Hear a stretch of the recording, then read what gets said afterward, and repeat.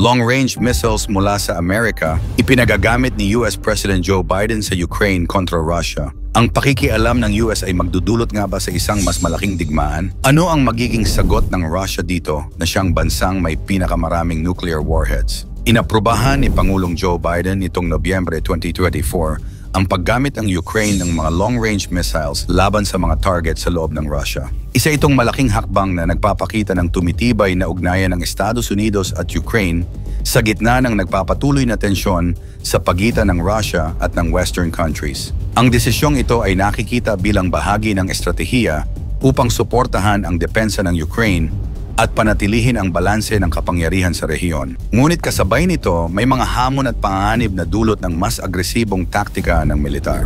Ano-ano ang masama at mabuting epekto nito sa digmaang Ukraine at Russia? Ang pagtulong nga ba ng US sa Ukraine sa pagpapagamit ng matitinding armas pandigma ay nangangahulugang walang tigil putukang magaganap?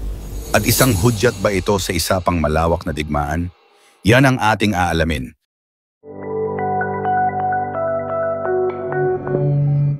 Paglilinaw ng layunin ng desisyon. Ang pagbibigay ng mga long-range missiles tulad ng Army Tactical Missile Systems, ATACMS, ay may mga layunin na may parehong estratehiko at simbolikong kahalagahan. Bukod sa pagpapalakas ng depensa ng Ukraine, layunin din nitong sa pamamagitan ng pagbibigay ng kakayahan sa Ukraine na salakayin ang mga malalayong target tulad ng mga imbaka ng armas, linya ng supply, at mga airbase. Binabawasan nito ang kakayahan ng Russia na maglunsad ng malawakang operasyon sa rehiyon. Ang aksyong ito ay nagpapakita ng patuloy na dedikasyon ng Estados Unidos sa suporta sa demokrasya at kalayaan, lalo na sa mga bansang kasapi ng NATO at kaalyado sa kanluran. Binibigyang diin nito ang kahalagahan ng kooperasyon laban sa agresyon ng mga autokratikong estado tulad ng Russia at North Korea. Ang desisyon ni Pangulong Joe Biden na aprobahan ang paggamit ng long-range missiles ng Ukraine ay malamang na nalaman na ni dating Pangulong Donald Trump, lalo na dahil ito ay naging paksa ng malawakang talakayan sa media at politika. Si Trump bilang dating Pangulo at isang prominenteng leader sa Partidong Republikano ay regular na nagbibigay ng opinyon tungkol sa mga issue ng foreign policy, lalo na ang kaugnayan ng Estados Unidos sa Ukraine at Russia. Ayon sa ilang ulat, may mga kritiko mula sa kampo ni Trump at iba pang konserbatibong leader ang tumutol sa aksyong ito. Ang kanilang argumento ay maaaring mag-escalate ito ng tension sa pagitan ng US at Russia at posibleng magdala ng hindi kinakailangang panganib sa seguridad ng Estados Unidos. Bukod dito, ilan sa mga kaalyado ni Trump ang nagtuligsa sa paggamit ng pondo ng gobyerno sa pagsuporta sa Ukraine, imbes na unahin anong mga panloob na issue sa Amerika.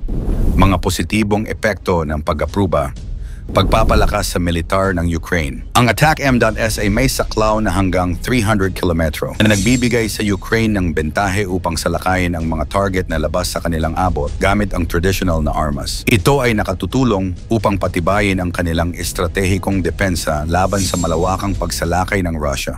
Ang kakayahang ito ay nagpapahirap sa Russia na panatilihin ang kanilang mga puwersa sa mga forward bases na mas malapit sa Ukraine, pag-angat ng moral ng mga mamamayan at kaalyado. Ang suporta mula sa Estados Unidos ay nagbibigay ng inspirasyon hindi lamang sa mga tropa ng Ukraine, kundi pati na rin sa mga mamamayan nito. Sa pandaigdigang antas, ito ay nagpapatibay sa tiwala ng iba pang kaalyado ng Estados Unidos na handang magbigay ng konkretong aksyon ang bansa upang protektahan ang kanilang mga kasundaluhan.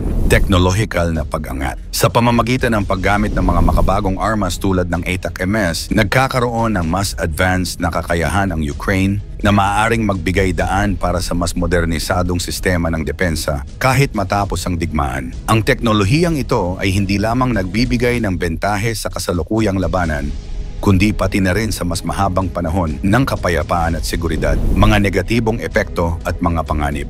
Panganib ng eskalasyon. Ang paggamit ng mga long-range missiles ay maaaring magpalala ng tension sa pagitan ng Estados Unidos at Russia. Posibleng tugunan ito ng Russia sa pamamagitan ng mas agresibong aksyon tulad ng paggamit ng advanced na mga armas, pagpapalawak ng digmaan sa mas maraming teritoryo o direktang pag-atake sa mga kaalyado ng NATO. Reaction mula sa ibang bansa. Ang North Korea na itinuturing na malapit na kaalyado ng Russia ay maaaring magpatuloy sa pagbibigay ng suporta sa pamamagitan ng mga armas at tropa. Ang sitwasyon ay nagdudulot ng karagdagang komplikasyon, lalo na't pinalalalim nito ang alyansa sa pagitan ng mga bansang may autokratikong pamahalaan. Posibleng strain sa stockpile ng armas. Ang patuloy na pagpapadala ng makabagong armas sa Ukraine ay maaring magdulot ng kakulangan sa mga inventaryo ng Estados Unidos. Ito ay maaaring magresulta sa hamon sa kakayahan ng US na tumugon sa iba pang krisis sa hinaharap, tulad ng potensyal na sigalot sa Taiwan o sa gitnang silangan. Epekto sa pandaigdigang relasyon. Pagkakawatak-watak ng relasyon ng kanluran at Russia. Ang aksyong ito ay itinuturing ng Russia bilang isang direktang hamon sa kanilang soberanya. Ang pagbibigay ng armas na may kakayahang abutin ang teritoryo ng Russia ay maaaring magbigay ng dahilan upang magpatuloy ang agresibong propaganda ng Kremlin laban sa kanluran. Pagpapalakas ng cooperation ng NATO. Ang hakbang na ito ay nagbigay daan upang mas mapalapit ang mga miyembro ng NATO at iba pang kaalyado. Ang pagbibigay ng makabagong armas ay maaaring magpatuloy bilang bahagi ng mas malawak na estratehiya upang sugpuin ang anumang uri ng agresyon mula sa mga bansang may intensyon laban sa demokrasya. Pagsusulong ng multipolaridad. Ang hakbang na ito ay naglalagay ng Estados Unidos sa isang posisyon bilang pangunahing tagapagtanggol ng mga prinsipyong demokrasya, ngunit maaari rin itong ituring na puwersang nagpapalakas ng multipolaridad sa pamamagitan ng pag-aalaga sa mas maliit na bansa upang maging mas malaya mula sa impluwensya ng mga malalakas na estado tulad ng Russia at China. Ang pagbibigay ng Estados Unidos ng long-range missiles sa Ukraine ay isang makasaysayang hakbang na maaring magdala ng malaking pagbabago sa dynamics ng digmaan sa Eastern Europe. Habang may malinaw na layunin itong suportahan ang depensa ng Ukraine, ang mga implikasyon nito ay malawak, kabilang ang mas malalalim na tensyon sa pagitan ng mga pangunahing bansa, paglakas ng alyansa ng NATO, at ang posibilidad ng mas malawakang eskalasyon. Hudyat na ba ito para sa isang nuclear war? Sa kasalukuyan, walang indikasyon na gagamit ng mga sandatang nuclear ang Russia bilang tugon sa desisyon ni Pangulong Joe Biden na pahintulutan ang paggamit ng long-range missiles ng Ukraine laban sa mga target sa loob ng Russia. Bagamat nagbanta ang Russia ng posibleng nuclear response, ito ay itinuturing na bahagi ng kanilang estratehiya upang takutin ang mga kaalyado ng Ukraine at pigilan ang karagdagang suporta mula sa kanluran. Ayon sa mga eksperto, ang mga pahayag na ito ay mas nakatuon sa pagpapakita ng lakas at hindi nangangahulugang aktwal na gagamit ng mga sandatang nuklear ang Russia sa kasalukuyang sitwasyon.